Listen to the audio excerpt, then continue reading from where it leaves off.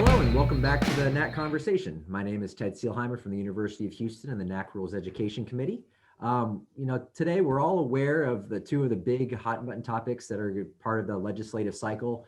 And today we're going to focus on the one that, fingers crossed, may get resolved here a little bit sooner than the other, and that's dealing with the universal one-time transfer.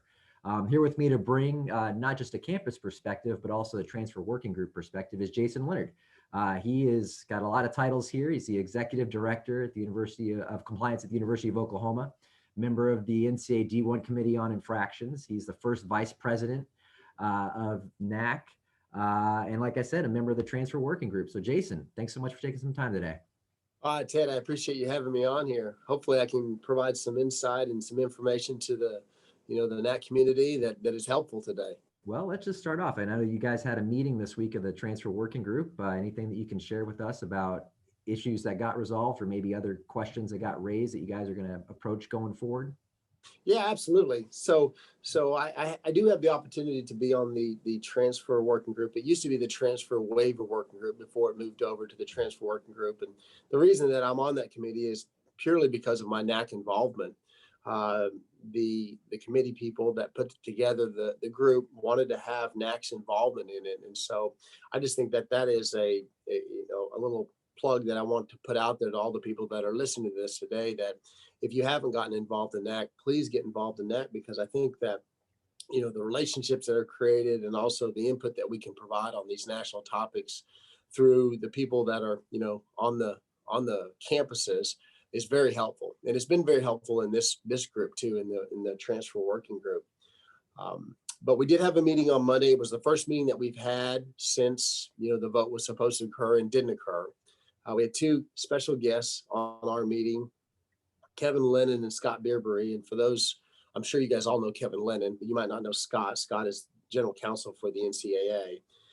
But those two provided kind of an insight on kind of what happened, because we had not had a meeting since the vote was supposed to occur. We all kind of knew what happened, but they gave us kind of some insight in terms of the inner workings. But long story short, the DOJ had sent a letter to President Mark Emmert, in reference to antitrust and how it dealt with transfers. And I'll just kind of cut to the chase on that letter. The letter was saying, for purposes of antitrust, we need to be as flexible as we possibly can in this space.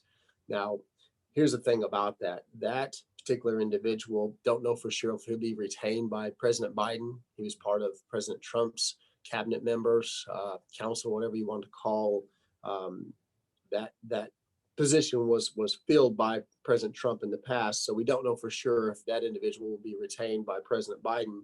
So it's a situation where I really don't know kind of what the framework is going to be, but based on the last letter that was sent to us, it was important for us to go back, for the transfer working group to go back and to make sure that these restrictions that we have on transfers are as flexible as possibly can for student athletes. Two areas specifically that we're going to look at. One is entering your name into the transfer portal. Want to make sure that there is no barriers or restrictions to being able to do that. As you know, you work in the compliance office at Houston. I work in the compliance office at Oklahoma. We don't think that there's a barrier there. Obviously, that's something that our group will talk about, but from the compliance perspective, I don't really know. I mean, we kind of are in tune with the student athletes, and we always make sure that, if they want to put their name in the transfer portal, that we accommodate that task for them. Yeah. And then one of the other things I think that we need to look at to make sure that we're going to be as flexible as possible is the cancellation of aid once you put your name into the transfer portal. Okay. And so our group will be talking about that in the upcoming weeks.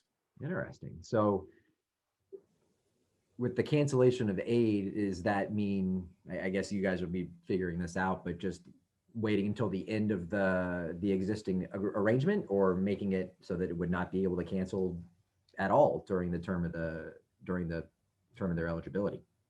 Yeah, it's a very good question, Ted, and one that I don't know the answer to as we sit and talk on this webinar today, but I think it's definitely part of our discussion going forward. I just don't know exactly how that's going to come out. You know as well as I do that the simple thing is just not to cancel aid. You Right. know, if there's potentially an antitrust violation, just don't cancel the aid. The individual Right. could stay at that institution and graduate and not participate in sports. Hmm. However, that costs money, and Yeah. that associated with our super seniors and the additional years that people are getting, the financial strain that we're putting on institutions. I think it's going to be a worthy and worthwhile discussion going forward because of the different um, I guess, different perspectives that are going to come out because we have conference commissioners on our group, we have ADs on our group, we have compliance people on our group, and everybody kind of has their own different perspective. Right. And then the unknown DOJ personnel who's ultimately responsible for giving the thumbs up. So, well, Absolutely. is there any timeline for some of these things coming down the pipe?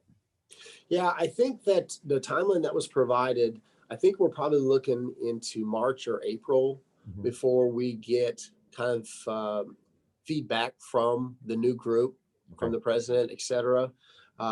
We're thinking based on what was told to us, we're thinking it's going to be closer to April as opposed to March, just because of the fact that the new individuals, new cabinet members are going to get in, they're going to get their feet on the ground, they have to get up to speed on the issues that were presented before, and so there's just going to be a learning curve there for a while. And Okay. so I think that we're probably looking at end of March, first part of April.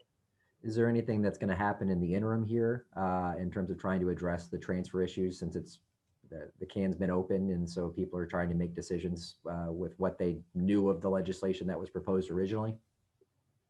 Yeah, that's actually another really good question, and one that was brought up on our call because of the fact that there's been a lot of transfers in these five sports, especially in the month of January. Mhm. We had a number of different individuals that transferred out of Oklahoma. I think we had 7 transfers that left here, and then obviously we had a number of kids that put their name in the transfer portal and then are deciding to come to Oklahoma. So what happens to those individuals? Mhm. Because I think that a lot of them made their decisions based on the thought that the vote would occur at the end of January and potentially would be supported by our council. Mhm. So I think that one of the things that we're going to be doing over the next couple of weeks also is looking at potential another waiver. Okay. There was a waiver that was provided for basketball in terms of if you're transferring from a 4-4 and you were sitting, that you didn't have to sit anymore. Probably going to look at something like that for the 5 sports going forward. Okay. Well, when it comes to besides the need for more flexibility, is there anything that we can expect to possibly change with what the proposal was? Or are we looking at that as almost like a baseline of this is where it's at least going to be, and then from there, just if we're thinking it's going to change, think more towards student athlete, open chances for transfer. Good question again. I don't know the answer to that. Sure. I think that when it comes to the proposal, and if you look back to January, what was put on the table, there were some restrictions put in there that current sports potentially didn't have, Right. such as having to put your name into the transfer portal by a certain date. Yep. And I know that when it comes to compliance perspectives, it's worked really well without having those dates in there, Yep. and that seems to be somewhat of a barrier. Going forward. Now, it was the best in terms of based on what our group evaluated. It was the best option Mhm. because of the concern from certain coaching groups that the roster would be decimated Yeah. if we didn't have notice.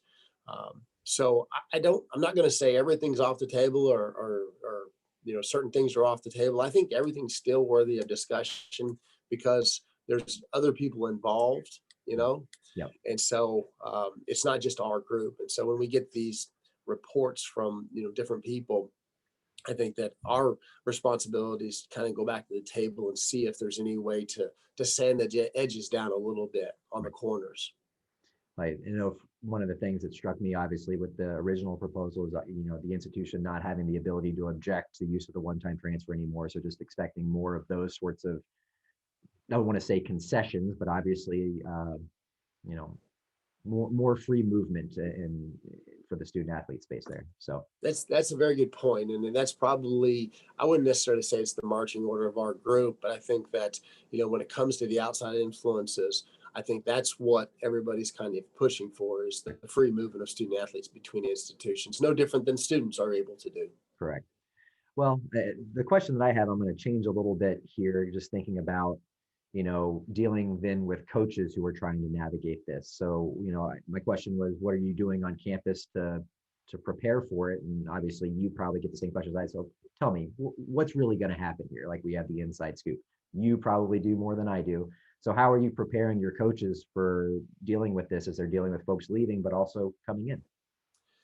Yeah, I tell you that there's two different levels of concern. There's the conference level, and then there's the national level. If I were to be looking in a crystal ball and just kind of giving a forecast on what I think is going to happen, I would venture to guess that at some point in time there will be a waiver to allow individuals to use the one-time transfer. I think that the last waiver that was provided was, kids coming from a four-year institution to another four-year institution. Maybe that changes. Maybe that becomes more flexible. Maybe it's not necessarily 4-year to 4-year. Maybe it's for a 2-year to a 4-year or something like that. I don't know. There probably is going to be more flexibility on the national scale associated with these 5 sports and being able to play immediately. Yeah. When it comes to conferences, I think that a lot of conferences are kind of still waiting to see what's going to happen on the national level before decisions are made at the conference level in terms of, do you have to sit a year? Do you have to lose a year if you transfer within conference, et cetera? Mm-hmm. So I know that our conference, the Big 12 conference, is looking at those issues. There's a working group put together. I think, though, just in terms of my perspective on the national level, I think it's going to be a situation where potentially a waiver will be forthcoming. Okay. Well, I feel comfortable with the waiver, and I feel a little bit less comfortable with how everything's going to pan out here. Just obviously, we're all used to dealing with giving our spiel in terms of someone walks in the office and says, "I'm looking to transfer. What do I do?" Being able to guide them appropriately is going to be a little bit dodgy, I think, for the next couple months. So yeah, and just so you know, obviously, because you're a compliance professional, I mean, those options in terms of the waiver, those are always still available. And due to COVID and due to these other concerns that are going on, I mean, the NCAA has been very good in terms of the review of those waivers and potentially granting those waivers. So, I guess worst case scenario, if the one-time waiver across the board doesn't go through, you still have those individual categories in which you can file something as a compliance professional for an individual transfer in one of these 5 sports. Gotcha. Well, Jason, I really appreciate your time and insight into this, and good luck to you and the rest of the group getting this all figured out. Hey, I appreciate you putting me on today. All right. Well, thanks everybody for joining, and this is the NAAC Conversation. We'll see you again next time. Take care.